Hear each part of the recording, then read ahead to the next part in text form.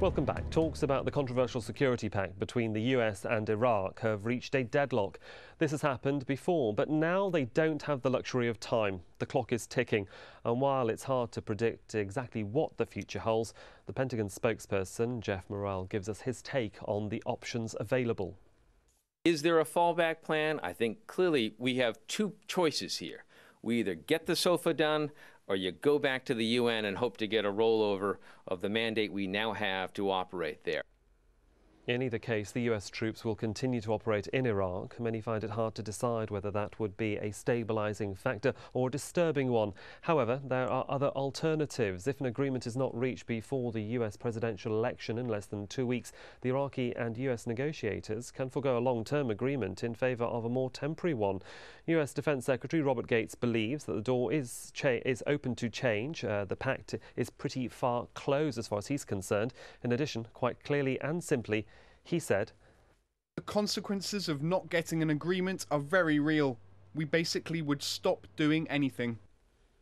This puts pressure on the Iraqi officials as they fear losing the personal protection provided by the US forces. All in all, the Iraqis will be left to fend for themselves. Well, still with us are our guests in London, Ghassan Al-Atiyah, in Philadelphia, Bill Rogier, and in London, Ella Mohtasham. Thank you again for staying with us. Ella, can I begin with you? The chair of the Joint Chiefs of Staff, Mike Mullen, has said that there will be significant consequences unless the agreement is approved. He's openly critical of Iran's role in trying to derail the agreement. Is there any truth to this?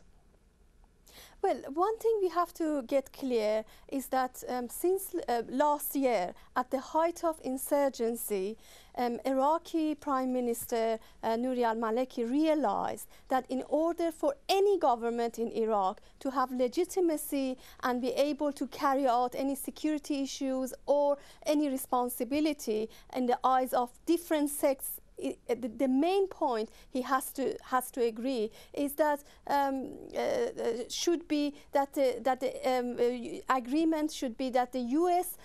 Forces in the medium and long term should leave Iraq. That is something which all factions, I think, in Iraq agree, and al-Maliki realized it, and this is something which Iran also wishes to happen in Iraq.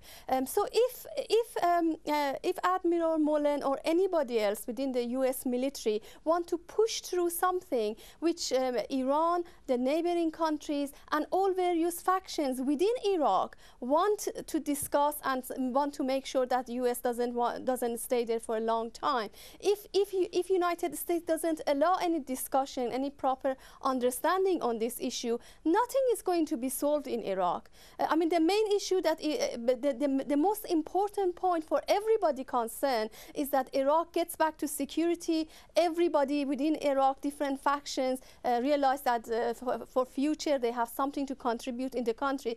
But at the same time, United States must realize that Iraqis need time.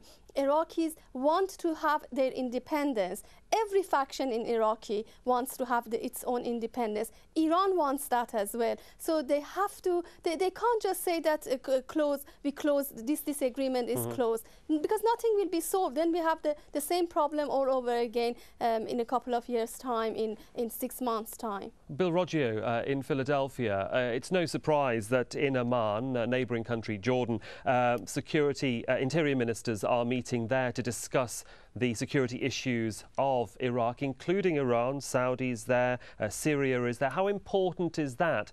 Should there be, for example, a problem that the agreement collapses and security becomes a much bigger issue for the Iraqi government? Yeah, I would say the neighboring countries are certainly concerned about Iran, and U.S. forces do act as a stopgap for any Iranian incursion into Iraq.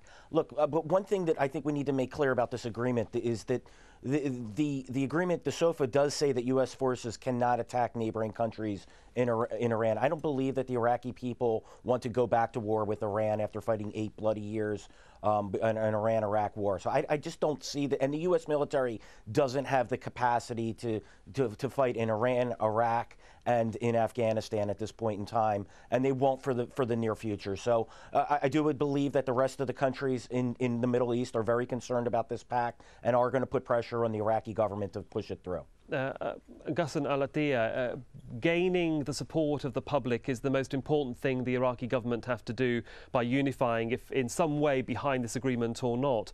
But one other issue that they have to deal with is the influence of the clerics, and the Council of Muslim Scholars, the highest Sunni body, for example, has issued a fatwa against the SOFA agreement. I mean, how difficult is that going to be to navigate for the Iraqi government and the Americans? The fact that the Iraqi are divided, a house divided upon itself will not be able to defend itself. It is different from 1930 when Iraq concluded sort of a treaty with the British. Then Iraq was stable, we have an army, and Britain was in control of the whole region, and they have a treaty, and the Iraqis then were not happy why we are independent and we still have to be abiding to the British will. Here is different. The Iraqi are divided.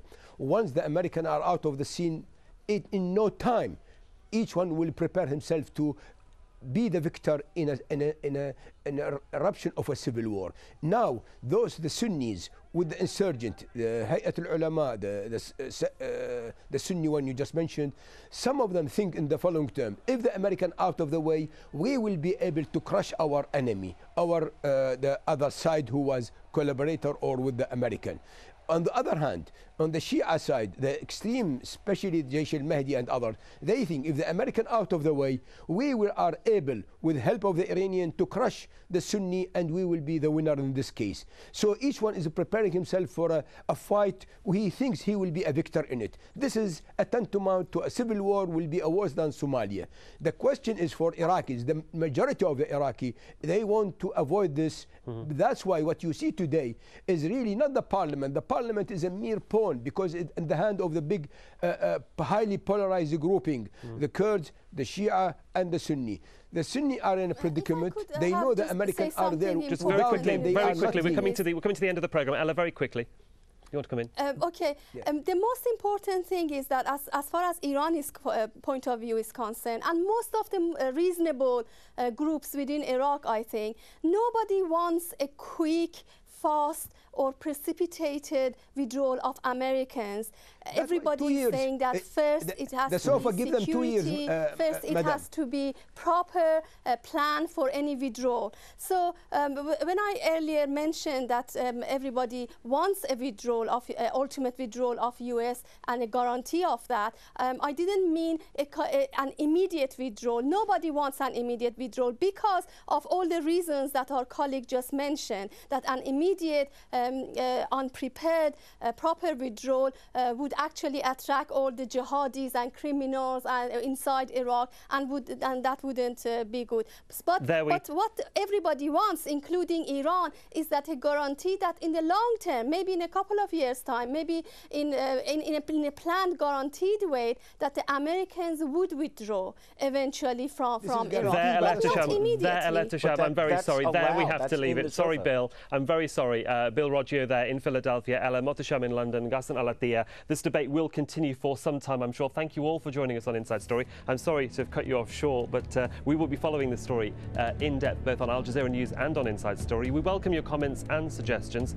Please do email them to us at insidestory@aljazeera.net. From me, Sahil Rahman, goodbye for now.